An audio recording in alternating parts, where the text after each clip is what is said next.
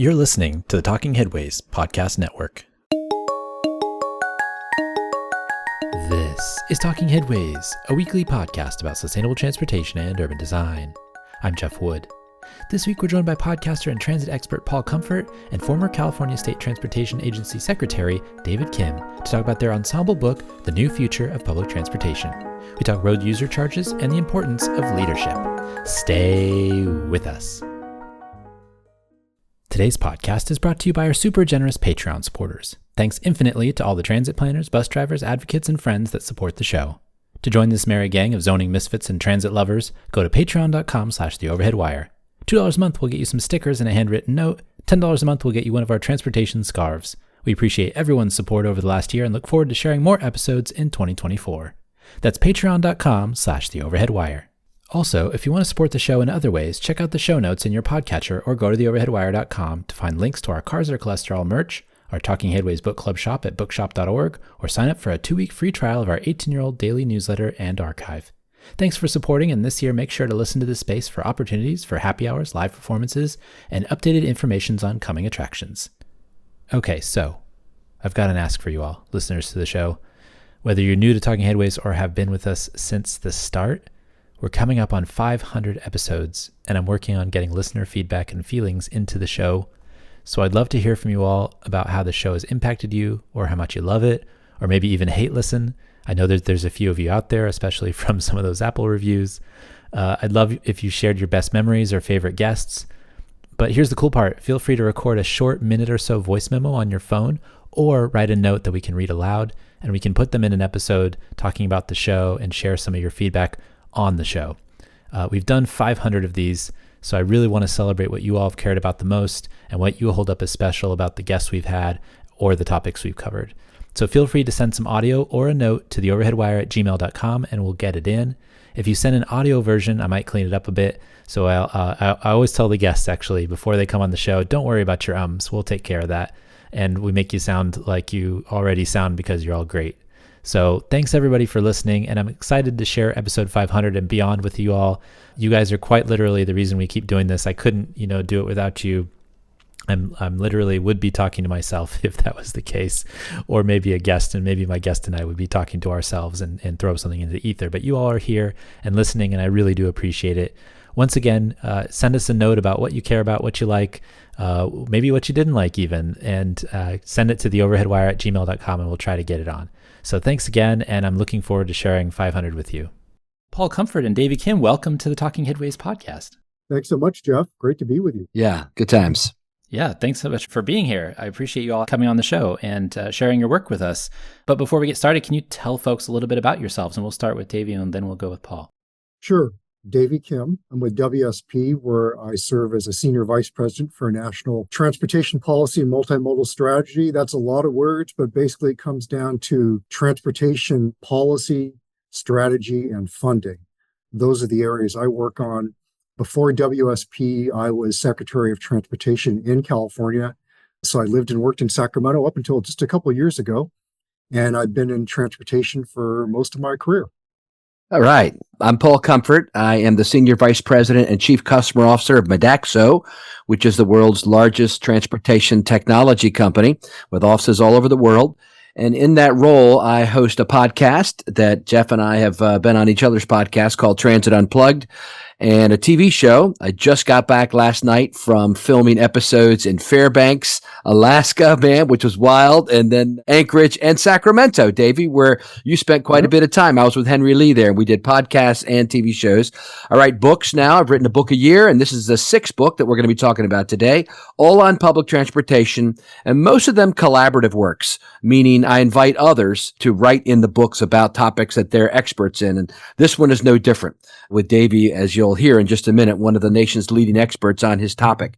Prior to that, like Davey, I wasn't the Secretary of Transportation, but I was the administrator of the Maryland Transit Administration, which oversaw all transit in Maryland, and I was the general manager of Baltimore City's transit system at the same time.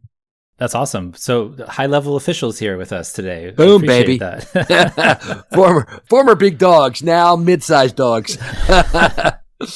Well, I want to go back to when you were little dogs, when you were younger, when you were kids. Was this something that was interesting to you all, like transportation or urban policy? Was it something that you knew that you wanted to do when you were, maybe looking at buses and trains passing you by or getting on them as a kid? Well, Jeff, you're going to love this story. As a kid, I grew up in Davis, just up the road from you. And right when the BART system opened, 1973 or somewhere, my dad said to us, the whole family, let's go to Berkeley and check out this brand new subway system.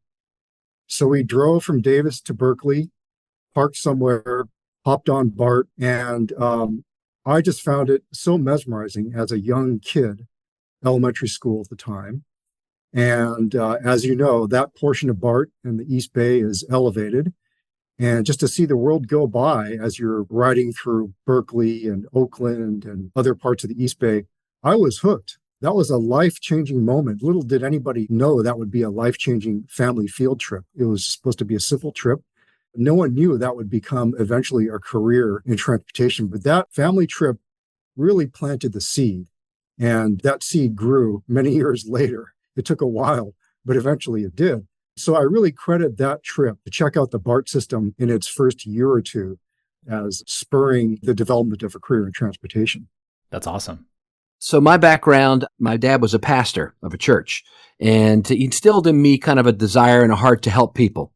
And so I knew early on that I wanted to work in government to help people. I really believed in the adage, I'm here from the government and I'm here to help you. And so, I ran for office while I was still in college. I ran for county commissioner and for Democratic Central Committee. I won for Central Committee, but lost for commissioner, and just was, super involved in politics from an early age. And that led to the county, Queen Anne's County, where I lived, offering me an interview to become the county's first transportation coordinator. And so that's what I did. I worked for the Department of Aging at the time, which a lot of counties still have, and was their transportation coordinator for, the senior centers and elderly and disabled transportation, built the county's first public transportation system in my 20s. And back in 1991, we won the Community Transportation Association of America's award for the best small community transit system in America. And from there, my career just took off. So I have been super interested in transportation, obviously, since I graduated college. It's my very first job, and it's basically been what I've done other than a 6-year stint as county administrator for 2 counties. That's what I've done my whole 35-year career. I mean, you're also a cookbook author as well. So, there's things like that too. That's right. Yeah. We'll get to the new future of public transportation in a bit, but I do want to ask you about, the cookbook and kind of the genesis of that and how you jumped that up. Yeah.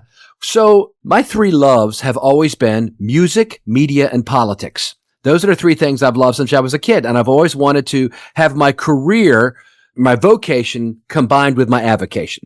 So, I had a band when I was in college. I played piano. So I used to play piano in the senior centers. Now I play piano at subway stations all over the world, and I include music in my TV show.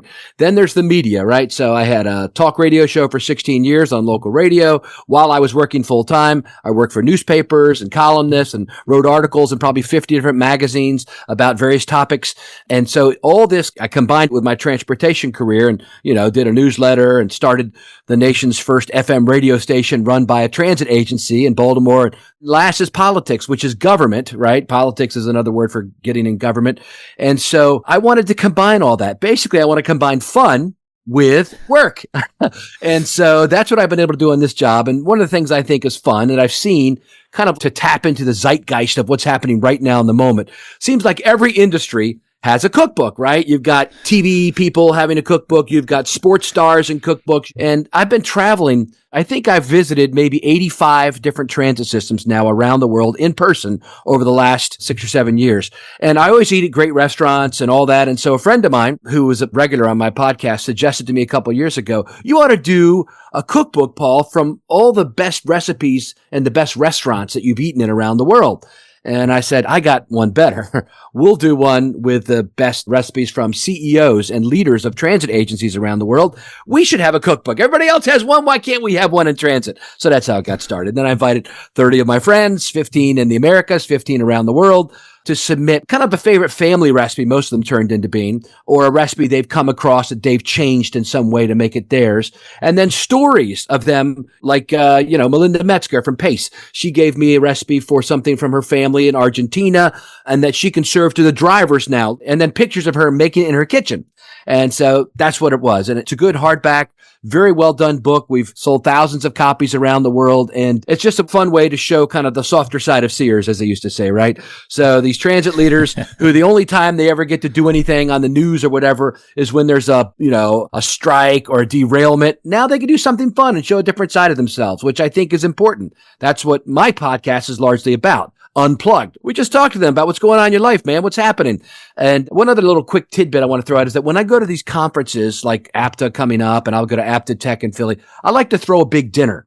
And I call it a salon dinner. It's the same kind of thing like they used to do in England, where I'd invite a dozen people. I say, set aside 2 to 3 hours because it's going to be a long one. And we'll sit someplace comfortable and I ask each person, Jeff, spend 10 or 15 minutes telling us about yourself. What are you passionate about? What are the loves you have outside of your work day to day? Those kind of things. And so by the time we're done, we've done it a half dozen times over the last few years. Everybody knows each other and feels like we could be lifelong friends then. And we are. There's all kinds of connections that happen after that. And that's what I'm about, connecting people through the cookbook, through the podcast, through the TV show, through dinner, through live events. I mean, you and I have similar passions, You're a transit evangelist too. You want things to go great. And so I think we all have to help each other. Yeah, we talked about that before too. Is like, we're not in competition. Right. We're in collaboration. I mean, we're trying to do all the same stuff, especially with what we're up against, which is tough, right? We don't have the huge budgets of car companies, and so we have to do it on a bootstrap and try to get to the places where we want to go together. And so I appreciate that. Well, let's talk about the book, The New Future of Public Transportation. I want to know a general kind of overview of where the book came from, what some of the ideas are generally in the book. And then also, Davey, I want you to jump in, whenever we get a chance, because obviously you wrote a chapter, Paul wrote a chapter, but this is a book about the future of transportation. And there's so much to think about when it comes to this topic. Yeah. So tying back to everything connected, I believe I'm in the river of life and I try to go where it takes me. And the people I connect with along the way, I try to build relationships with them, etc. And I think it's all leading to good things, right? All things working together for good. So that's what I did when I first got this job with Modaxo. At the time it was Trapeze. I said, hey, do you mind if I write a book? Not through you, just on my own. They're like, no, fine, do whatever you want. So that's why I'm still here 7 years later. They give me a lot of freedom and flexibility. So I wrote the first book, which was kind of like stories from my career and 9 other CEOs. The next book was The Future of Public Transportation, because I've been talking to all these people like Davey and others on my podcast, and there were so many interesting topics that I felt like we ought to have a book about it. What is coming? And of course, you and I talked about this last time, Jeff. The book was published in February of 2020, just before the freaking pandemic. And I got one event where I got to shake hands and sign books. And then, of course, all travel stopped. So anyway, zoom ahead 4 years, and then SAE, Society of Automotive Engineers, they're a book publisher side of their group. They publish all these books that are the Bible of the, bus and mechanics and automotive industries. They contacted me and said, we do general books too about public transportation. We loved your first book. We'd love you to, revamp it for the post-pandemic world, because so much has changed after the pandemic. And man, they were right. So I said, great, we'll do it. And I ended up not using really any of the original material. I asked a few of the people back to update their chapters, but at least 25 of the 30 chapters are all brand new material. And it's on topics, from hydrogen fueled buses, which of course weren't the trend before the pandemic, but now they are. Now it's the hot upcoming trend. AI driven enhancements, cybersecurity, all the post-COVID stuff like workforce shortages, infrastructure challenges, autonomous vehicles, zero emission, where we're at now. Everybody knows what's happening with the bus manufacturers here in Canada and the US especially, where we went from 5 down to basically 2 or 2.5, if you want to count one of them that's bankrupt trying to come back. And so all that stuff is covered. And we've got people like Mohammed Mezgani, the head of UITP, who writes the opening chapter about a global perspective. Dr. Karen Philbrick from the Menemita Institute. She writes on, workforce shortages, mental health challenges, all the stuff that's current right now. Laura Hendricks talks about the future of contracting. She's the head of TransDev and the North American Transit Alliance. And Nat Ford, my buddy down in Jacksonville, he's one of the leaders in the country on autonomous vehicles. And then, of course, Davey Kim, former Secretary of Transportation, and now helping the country move forward on a new way to fund public transit. And so That's what it is. That's what it's about, Jeff. And my chapter I wrote, because I'm a people person primarily, is all about how to lead people better in a post-pandemic world. People are very different now. Young people are very different. People that were in their teens during the pandemic and now are in their early 20s, they have a whole different outlook. I've got 2 kids that are that way, and I know personally their view of work is very different than our view of work, those of us who are like over 40. And so all that stuff has to be addressed, right? We want them in our industry. We have exciting things for them to do in our industry. Almost more exciting than anything else outside of medicine, I think, is transit, what we're doing here. And so that's what the book's about. And I hope it to become, curriculum, like my first book was. APTA used it for their emerging leaders, and Eno has used it. And I'm talking to them about using this book as curriculum for their young people as well, because it really is a handle on the next 1 to 3 years. So we can kind of pull you forward. And I encourage people not to read it like a novel. Don't read it straight through. Go to the table of contents, find the chapters that you're interested in, the topics. Maybe it's road funding, what Davey's going to talk about, or maybe it's autonomous vehicles, or maybe it's, what can I do to get more people into my employment? We have chapters on all those topics. Just read those and get started with those. Get right into the topics that are of interest to you. And then you can read the other stuff later and get an education. But I'd say start chewing immediately on the bone that is tasty to you. Davey, what roped you in? Well, I've been involved in the whole issue of road usage charge, or RUC, for quite some time. And that's the topic of the chapter, the future of transit funding. And what I say at the outset is that there is a looming crisis impacting the Highway Trust Fund. And that's of serious concern to anyone who cares about transit. And we talk about how the gas tax is dying a slow death because of the rise of electric vehicles.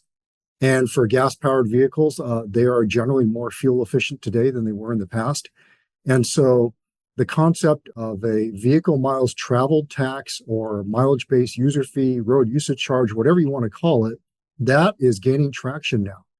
And although it's been around for the better part of 20 years from a pilot and testing and research standpoint, and that continues today, I think there's a general desire to take the next step towards full-scale implementation, maybe not full-scale, but gradual implementation, to move away from the gas tax and take on a new revenue source. And that's where we are right now. I will say that road usage charge is not without its challenges. There are still some outstanding questions that need to be answered, still some more research that needs to be done. A lot of states have embarked on pilot programs like Caltrans, and like many, many states around the country. Those will continue. And eventually there will be a national road usage charge pilot program, which is required by the infrastructure law. US DOT has not yet embarked on it. They will within the next few years. And that will be a really important test of viability and national scalability. And all of the state pilots that have been done to date will hopefully feed into that national pilot and enable US DOT and Federal Highway Administration to tackle issues that states have not been able to do. And so this is a really exciting time, a chance to really start making concerted steps towards moving away from the gas tax and towards a new revenue mechanism.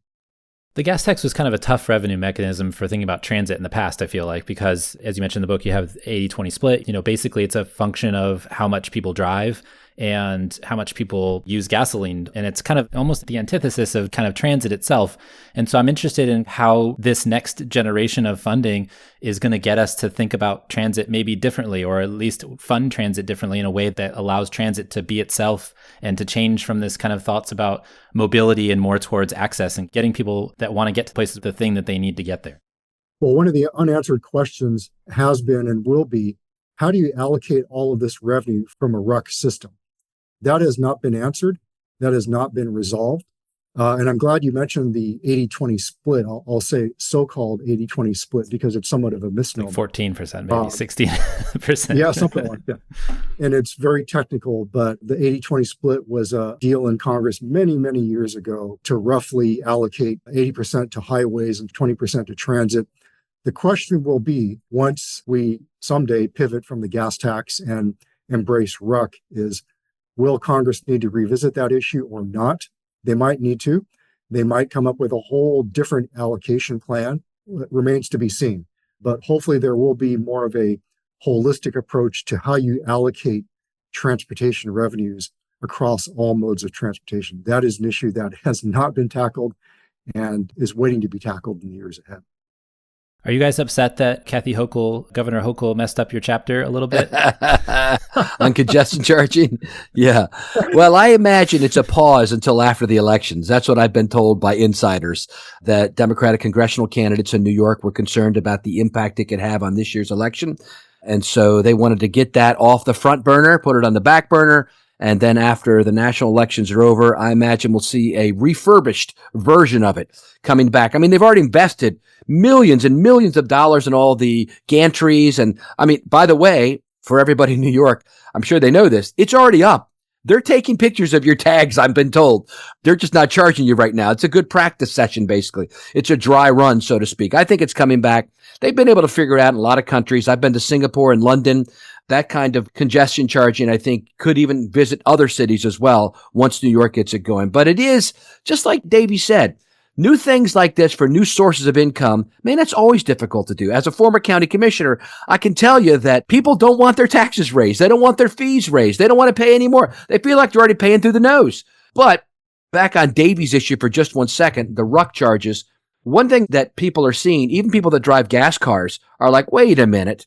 People that drive electric cars, it's not fair. They're driving on the same roads I am, but they're not paying any gas tax like I have to pay to make our roads. So it's almost an equity or an equality thing. Miles charge treats everybody the same, no matter what type of fuel source you're using. Versus a gas tax only charges people who are in gas. So in Maryland, for instance, there's a statewide task force, and my state senator from my district, who's a friend of mine, is on that task force. And we've had conversations about one of the big issues that needs to be tackled is treating everybody the same when it comes to funding transit and roadways, because it's kind of unfair that one doesn't have to pay anything.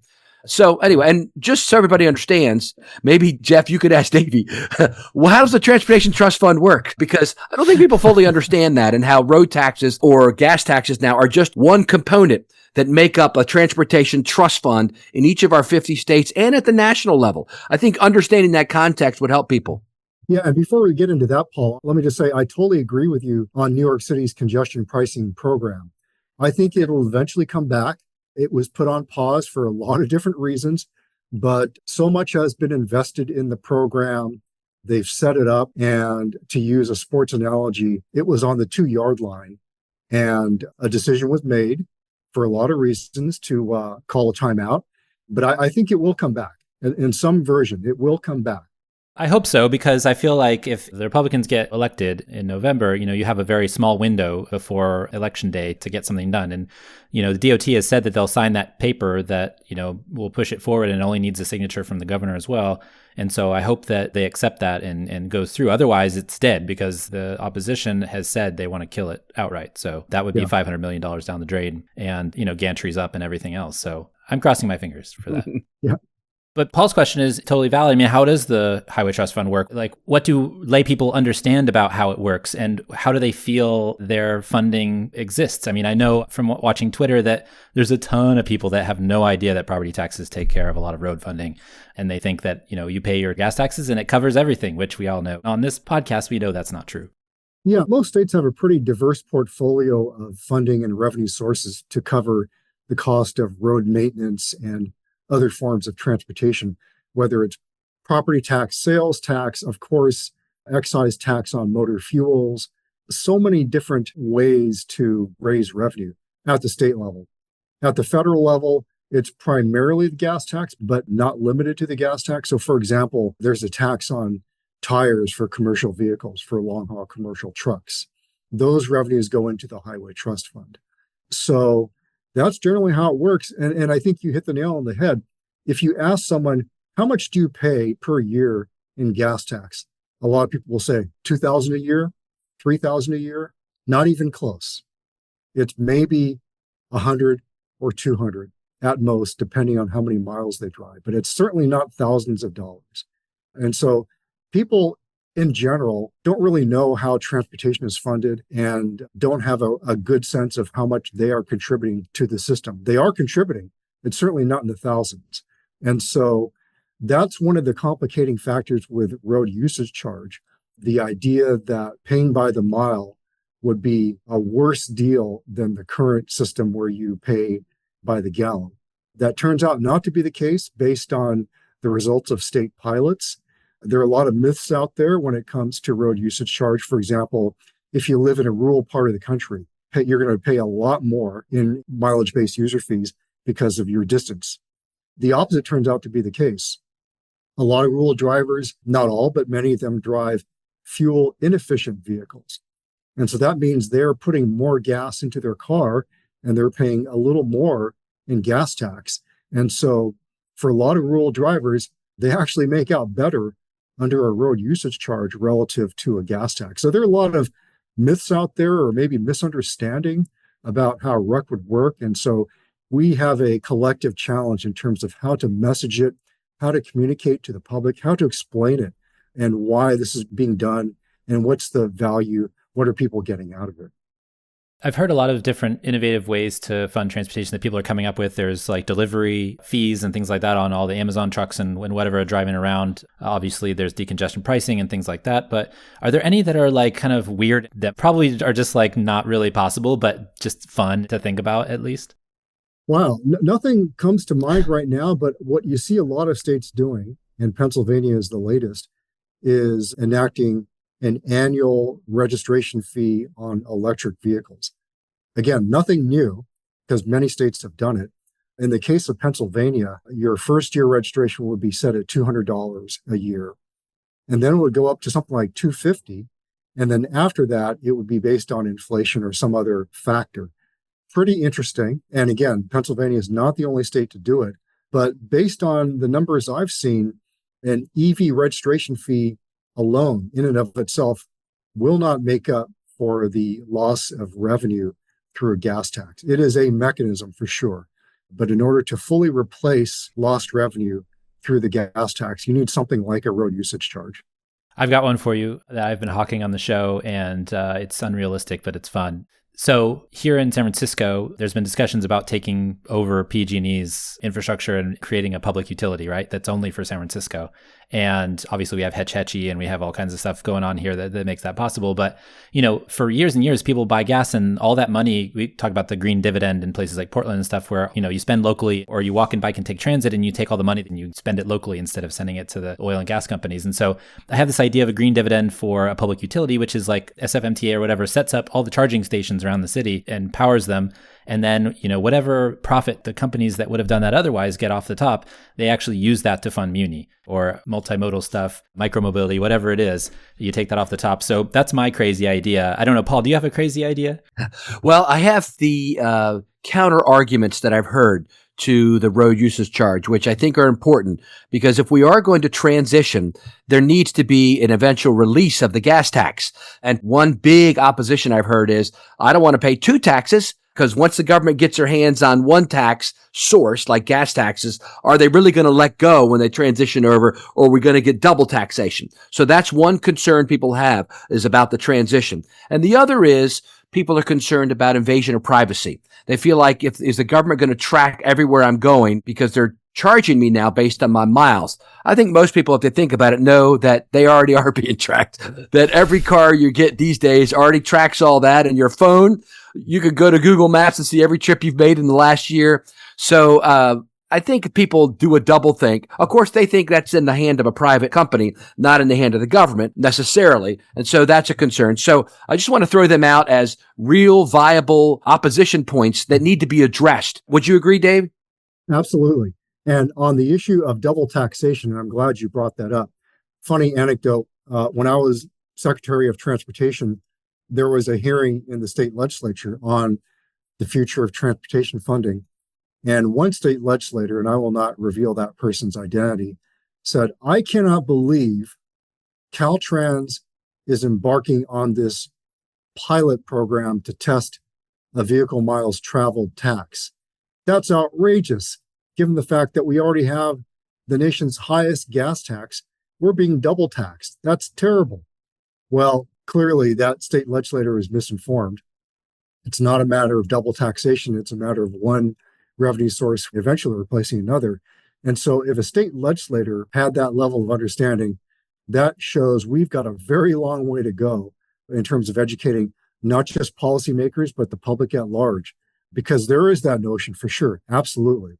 And then on the privacy issue, yes, that is out there. That continues to be an issue. I don't want to be tracked. But the reality is, the only thing the government wants to know is how many miles you drove. They don't care if you drove to a certain restaurant, business, or wherever. Location doesn't matter. They just want your miles. And there are different ways of collecting mileage data: high tech, medium tech, low tech, no tech. Just look at the odometer, huh? That's right. Take a picture of your odometer reading, upload the picture.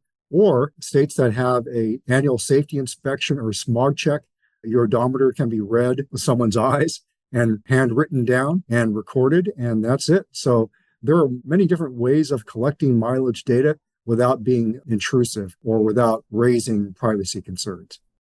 I still want to cover this kind of issue of the transit of it all, because I think that that's an important part of it too, is like talking about, charging for miles driven and things like that, but that's all car based, right? So like, how does that function as something where we're funding transit as the primary transportation mode for a lot of people? I don't have a car here in San Francisco.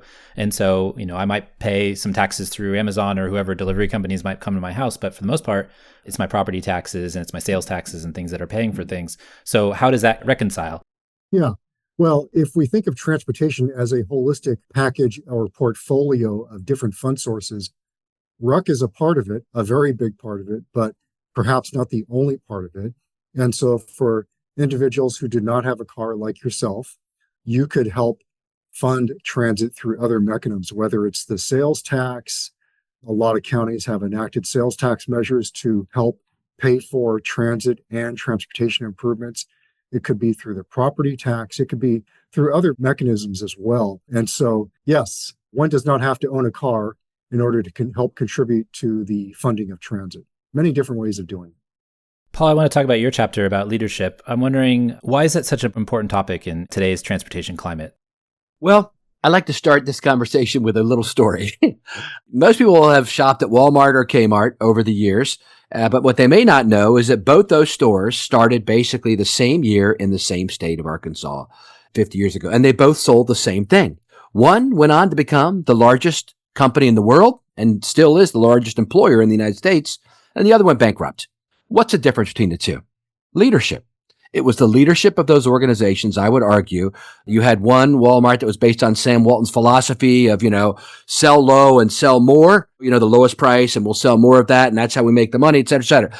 So it's not directly analogous, but it makes the point that leadership can make the difference in success, or if you call bankruptcy failure, which I do, potential failure. And so having been in leadership my entire career, from right out of college at age 22 until today in my 50s, I have seen the impact on transit agencies and in big bureaucracies of government, whether it's the county government, where I was CEO of 2 county governments, or in transit agencies. I've been the leader of small ones with 15 vehicles, mid-sized ones with 200 vehicles, and large ones with $1 billion budget and 5,000 employees and contractors. And I've seen the difference that strong leadership can make in implementing our goals successfully.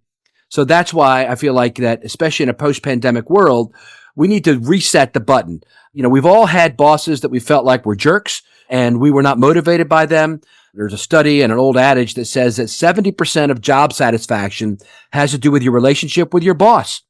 And I believe that. And if we all think back of our jobs, the ones we hated were the ones where we had a you-know-what as a boss.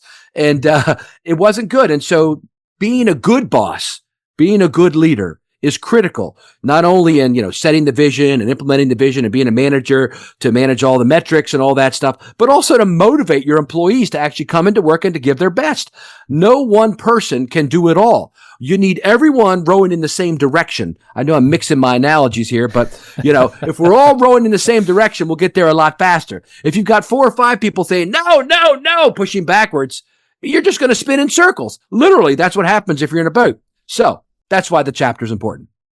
I must say, I personally identified with the delivery driver friend of yours who didn't want the mess of being a manager. Yeah. I'm wondering, when does leadership involve making a choice not to lead? Yeah, it's very good self-knowledge, right? Davey and I know, having been in leadership positions, and it's funny, I just was talking to somebody else this week, the CEO of the Detroit Transit. He's on my podcast this week, and he was telling me, your life becomes an open book when you go into leadership, especially in a public agency. And some people don't want their life to be an open book. I have relatives that don't even want to be on Facebook because they just don't want anybody knowing what's going on with them. And so this friend of mine that you mentioned, he's a delivery guy for FedEx and he's the great driver. This is a perfect analogy. Like almost anybody that's really good at what they do, it could be a great driver or it could be a great mechanic who's a good wrench turner, an A mechanic as we call them. You do really good and then you get offered the job. You say, oh, you're doing so good in the line work. Let's make you the boss of people in the line work. Some people don't want that. And believe me, and this is what my chapter is really all about, the skill set required to be a driver or a line mechanic is much different than the skill set to be a supervisor or a manager. It's completely different. Now you're not only responsible for your own work, your real job is to get other people to do their job. And so it's very different than having a set of headphones on, working on, the engine of the bus versus getting 16 mechanics to get their butts into work on time to focus on the job and do all the stuff you have to do. I mean, you don't set that down when you go home. When you're a line worker, you're a driver, you can basically, I'm off the clock. I'm not working. And you shouldn't work when you're off the clock. You're done. But management and leadership, man, no matter what they say, Davey, would you agree? It's a 24/7 operation, man. For sure. And since you're a lover of food, and I think most of us are, same analogy in a restaurant. You've got a bunch of line cooks, and someone eventually will play the role of executive chef. They probably were a line cook before. And same thing, some of them may not want to take on the responsibility of being the executive chef to oversee the work of 20 line cooks in a restaurant. They just want to cook. They don't want to manage people. And that's perfectly understandable. That's right. So it really depends on individual preferences and their demeanor and aspirations. And they don't teach us line cooking in planning school. It's just it's not how it works. Yeah. My heart, though, on this, Jeff, is that if you do want to be in charge, if you feel like, hey, look, I'm going to go to work every day and I feel like I could do this better than what is being done. I've got all kinds of ideas on new systems, new approaches. I want to move into management so I can have a voice that's heard. If you do that, the very first trait of a future leader, and that's the title of my chapter, 5 Traits of a Future Leader, I think it has to start with the right heart. If you're going to get to the right conclusion, we always need to keep others in mind first. So many bosses are filled with ego and it's all about them. We've all seen them. It's all about being seen, being heard, being the boss, everybody submitting to what I want to do. No, compassion has to be at the heart, I think, of a really successful leader. One that people will want to follow even when you're not in the room. How many of us have had a boss that, oh yeah, when they come in, we're like, oh yeah, I got to do what they told me to do while they're looking. But as soon as they turn their back, you're like, screw him. I'm going to go back to what I was doing, do it my way. So is that what you want as a leader? Because that's what you're going to get if you come in like a dictator. It's your way or the highway. And yeah, you know it all and all that. And you're going to let it. That's ridiculous. That does not work in a post-pandemic world, especially with young people, etc. It could be, the old guys that came back from World War II that were used to taking orders, that might have worked back in the 50s and 60s. But it just doesn't work these days. And it's not the most effective way to get. If you focus on a heart of compassion toward your passengers and your employees, you will end up, I think, in the right place as a leader. Sometimes you got to make hard calls. We get all that. But I love that quote by Martin Luther King, who said, everybody can be great because anybody can serve. You don't have to have a college degree to serve. You don't have to make your subject and verb agree to serve. You only need a heart full of grace, a soul generated by love. And this ties back to what I told you at the beginning. What was my motivation, right? My motivation was coming out of a home where my mom and dad were involved in all kinds of community ministries, helping people who, didn't have enough food, or didn't have this, didn't have that. And I wanted to carry that on in government and chose transit as a way to do that. Actually fell into transit and then have chose to stay here. And so I think that's the number one first place we have to start. Yeah, and I would simply add to what Paul said, servant leadership as a mindset. We're here to serve others.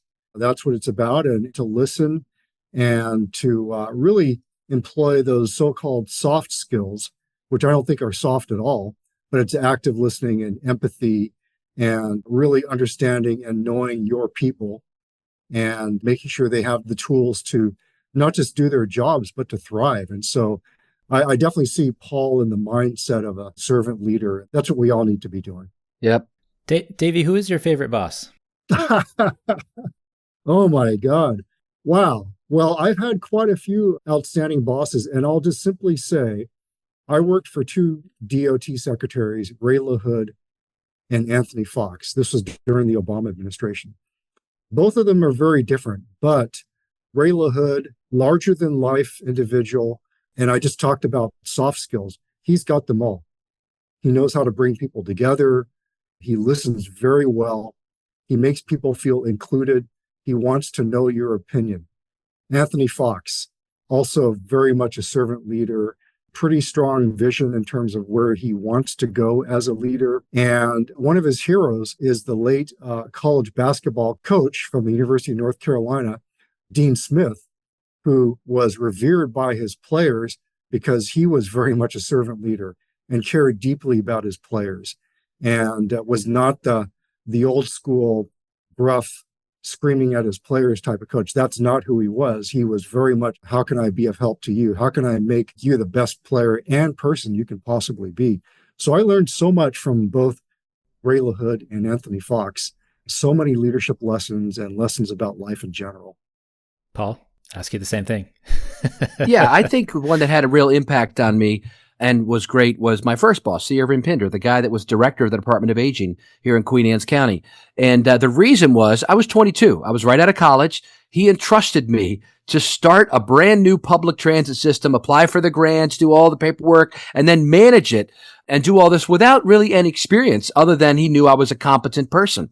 And he led me the way I lead others today, which is agree on the goals, agree on the boundaries, and then let that person use their own creativity to get there. As long as you're moving in the right direction and you don't go into areas where you're not supposed to go, if you want to stay with Davy's analogy of a football field, on the 2-yard line, you got to be making incremental progress toward scoring, and you can't go out of the boundaries. But other than that, do it, man. And then, I have these, ways to bend the bureaucracy toward excellence. A talk I was doing, one of them is, agree on those goals and boundaries, and then agree that there's going to be regular reporting back, and you have to be making progress. And if there's a crisis, the boss may have to step in and, dictate this is what we're going to do, right? The ship is sinking. We have to, pull starboard and do this and do that. There's no time for a lot of input at that point. But normal operations, letting managers who are competent, who communicate well, who are adaptable, who are resilient, the other traits I think are important, letting them use their creativity to get there. That to me, it helps people blossom and they come fully into themselves and become self-actualized. And if you're a leader, that's what you want from your subordinates. You want them to be self-actualized at the top of Maslow's hierarchy, feeling like every day I go into work is a joy. Just like, when I read a good book, I just finished reading a book on the start of the Civil War by this guy, Eric Larson. I've read all of his books and they're phenomenal. And I told somebody the other day, when I'm reading his book, when I put it down, I feel like I've been eating dessert. It's just so delicious to read it, And we want people to feel that way about coming to work. That I'm engaged, I'm giving my all, I'm leaving it all out there every day, but I want to because I love what I'm doing. I see the results of it. We can do that in the public transit industry. Great leaders can get that results from their employees. And let me tell you, those are the top producing agencies with the best on-time performance, with the lowest accident rates, with the best adaptation to their agencies and their services by the public because their employees are fully alive and fully actuated. Not like when you call in and you talk to a credit card company and they say, yes, what do you want? I'll have to transfer you to some. We don't want that. And that's unfortunately what we have still in a lot of transit agencies in the frontline people who talk to the customer. We need them to feel like they're working at Disney, baby. I love what I do. Well, I want to give a shout out to Shelly Patricia too, because we wouldn't be here doing the podcast if she hadn't let me go free and start my newsletter and all that stuff. So it does take a really good boss to kind of recognize that somebody's competent and can do something even if they're real young. So appreciate that. I guess this is one of my last questions. How important is it to get out of the house, to go and meet people, to, shake hands? And I know, Paul, you're everywhere. I mean, you're all over the place going to conferences and stuff like that. But that's, how I got my first job is going to the Congress for the New Urbanism in 2005 in Los Angeles. And so I think that's a really important point that you make in the book, and that, just kind of getting out there and meeting people and talking. And it goes back to your cookbook discussion as well. When I first started in the industry at 22, I remember going to my first conference. It was a TAM conference, Transportation Association of Maryland, a state association. When I went to that, I said, it felt like before this, I was looking at transportation through a keyhole in a door. And then when I went to the conference, somebody opened the door and invited me in. And all the good things that came after that were because of the relationships I made, the classes I learned things from. And the reason I could actually, do a decent job at what I was doing wasn't because I taught myself, it's because I learned from others. And so conferences are a great way to do that. And then, it's Davey knows, it's the side conversations you have with people over a cup of coffee is where you really pick it up, right? Because sometimes on stage, people don't want to share their vulnerabilities or their challenges. They just want to talk about their victories. But over a cup of coffee or an adult beverage, people are more willing to, well, look, you don't want to do that, man. Here's what happened when I did it, that kind of stuff. Yeah, building those deep connections and relationships can only be done in person, in real life, as they say. It's hard to do on Zoom or virtual platforms. And so to that end, attending industry conferences, meetings, going into an office if you work in an office whenever you can, I think those are all really meaningful activities. And just a small example, today is my first day back in my office in about a week. And it's not because I couldn't or didn't want to go. Well, I didn't want to go because it's so damn hot in Washington, D.C., Yes. where I live. And so I just wanted to stay home and stay indoors while it's roasting hot outside. Today's the first day it's not quite as hot. So I'm in the office today. And it feels great to be around people and to interact with others. And went out to lunch with a few people, and it makes all the difference. And as great as it is to work from home, and I'm a big proponent of it, it's good to mix it up and mix with others as well whenever you can. Yeah, for sure. It's one of the things that I struggle with a little bit just because, I've worked from home since 2014, way before the pandemic, and, do the podcast and do the newsletter. And, we tried to do a monthly happy hour and stuff like that. And I try to go to conferences and stuff, but I find that every time I go, I get reinvigorated. Paul, when I saw you in the elevator at Impact, I'm like, oh, hey, how's it going? It's good to see people and cross paths and, share cards and things like that. So, you can talk with folks later too. So I just really appreciate that. And, it's been bumping up more and more and more as we get kind of further and further away from the heart of the pain that we felt in 2020. So I appreciate that. The book is The New Future of Public Transportation. Paul, where can folks get a copy of it? Amazon, Barnes & Noble online, or SAE, the actual publisher of the book. They have it for sale as well. Awesome. And I would recommend going to local bookstores and asking for it if you get a chance. Thank you. That's probably the best way to go. If you can, go and support them. Davey and Paul, thanks so much for joining us. We really appreciate your time. Jeff, you do an amazing job with this podcast. Thank you for having us on. Yes, thank you, Jeff. This has been a lot of fun, and keep up the great work. Thanks for joining us. The Talking Headways podcast is a project of The Overhead Wire and appears first at Streetsblog USA. Thanks to our generous Patreon supporters for supporting this show and Mondays at The Overhead Wire. You can support the show by going to patreon.com/TheOverheadWire. Sign up for our 18-year-old daily newsletter by visiting TheOverheadWire.com or check the show notes for other cool merch and opportunities to connect. Follow along using your podcatcher of choice, but if you can't find it there, you can always find the show at its original home, usa.streetsblog.org. We'll see you next time at Talking Headways.